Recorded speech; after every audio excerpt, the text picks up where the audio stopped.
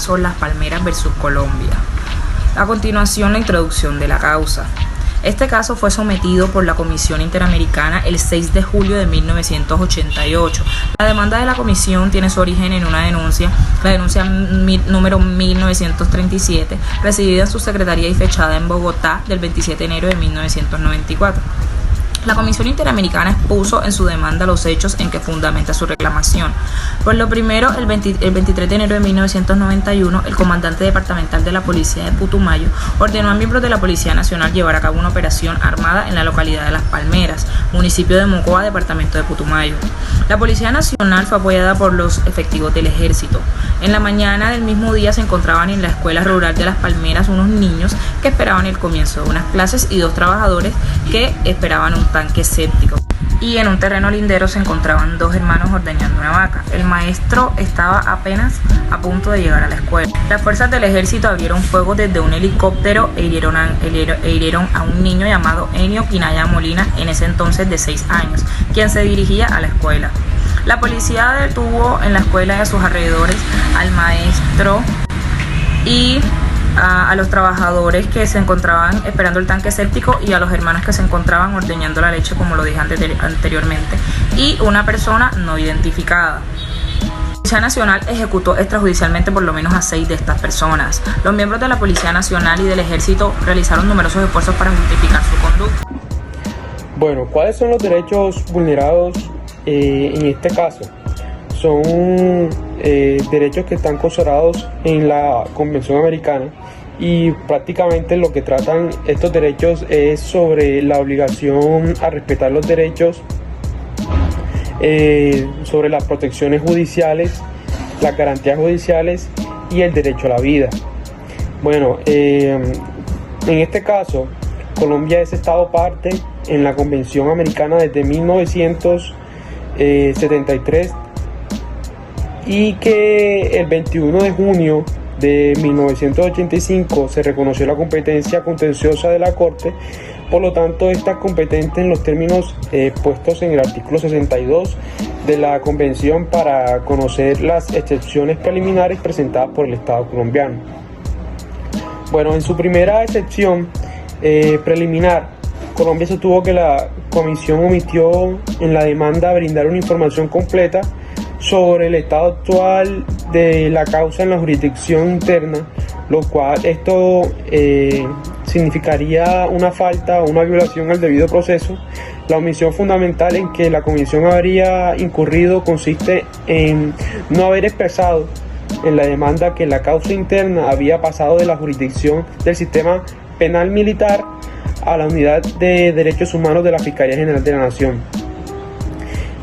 Colombia estimó que este cambio de jurisdicción es un hecho nuevo y trascendental. Bueno, en la demanda presentada por la comisión se solicitó a la Corte que declare al Estado de Colombia sobre la violación del derecho a la vida, que está consagrado en el artículo 4 de la Convención y el artículo 3 común de las Convenciones de Ginebra de 1949. Ante esta petición, Colombia opuso una excepción preliminar, sosteniendo que la Corte carece de competencia para aplicar el derecho internacional humanitario y otros tratados internacionales. Cuando un Estado es parte de la Convención Americana y ha aceptado la competencia de la Corte en materia contenciosa, se da la posibilidad de que ésta analice la conducta del Estado para determinar si la misma se ha ajustado o no a las disposiciones de aquella convención, aun cuando la cuestión haya sido definitiva, resuelta en el ordenamiento jurídico interno. Bueno, la Corte es asimismo competente para decidir si cualquier norma del derecho interno internacional aplicada por un Estado en tiempos de paz o en conflicto armado es compatible o no a la convención, a las normas expuestas en la Convención Americana. En esta actividad la Corte no tiene ningún límite normativo, es así que toda norma jurídica es susceptible de ser sometida a este examen de compatibilidad. Para finalizar, se realiza dicho examen en donde la Corte interpreta la norma en cuestión y analiza a la luz de las disposiciones de la Convención. El resultado de esta competencia será siempre un juicio en el que se dirá si tal norma o tal hecho es compatible o no a las directrices expuestas en la Convención Americana. Como tercero tenemos la falta de competencia de la Comisión. Colombia opuso como excepción preliminar la incompetencia de la Comisión para aplicar el derecho internacional humanitario y otros tratados internacionales. Al respecto, el Estado señaló que la Convención Americana restringe la competencia racional de la materia en los derechos consagrados por ella y no lo hace extensivo a los consagrados en ninguna otra convención, haciendo referencia a que el hecho de que los Estados miembros de la Organización de los Estados Americanos deban observar de buena fe los convenios de Ginebra y ajustar su legislación interna al cumplimiento de esos instrumentos no le confiere competencia a la Comisión para deducir responsabilidad del Estado con base en ellos. Tanto el artículo 25 como el artículo 27 y 29, por su ubicación en el texto de la 12 Convención, no pueden ser considerados como normas atributivas de competencia. Son normas que establecen derechos y la última es una norma de interpretación. Como cuarto tenemos el no agotamiento de los recursos internos.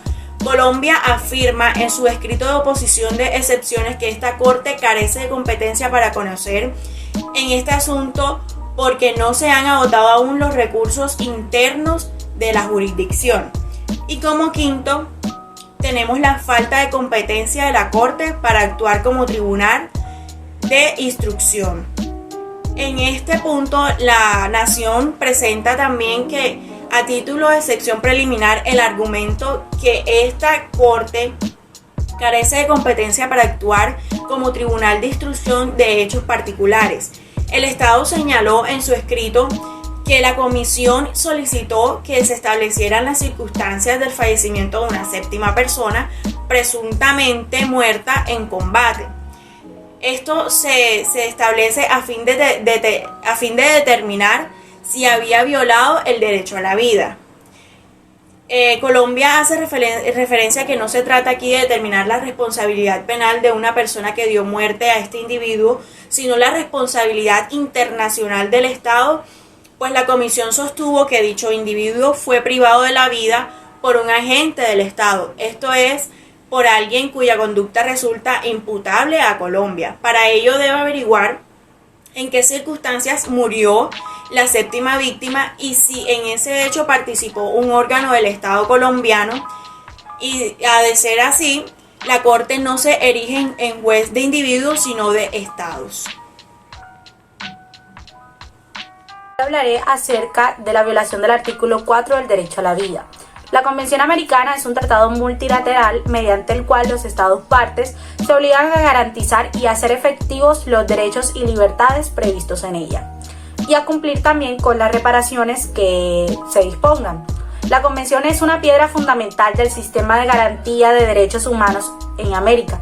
Este sistema consta a un nivel nacional que consiste en la obligación de cada Estado garantice los derechos y libertades previstos en la Convención y sancione las infracciones que se cometen. Ahora bien, si un caso en concreto no es solucionado en la etapa interna o nacional, la Convención prevé un nivel internacional en la que los órganos principales son la Comisión y esta Corte, pero como lo expresa el preámbulo de la misma Convención Americana, la protección internacional es coadyuvante o complementaria de la que ofrece el derecho interno de los Estados americanos.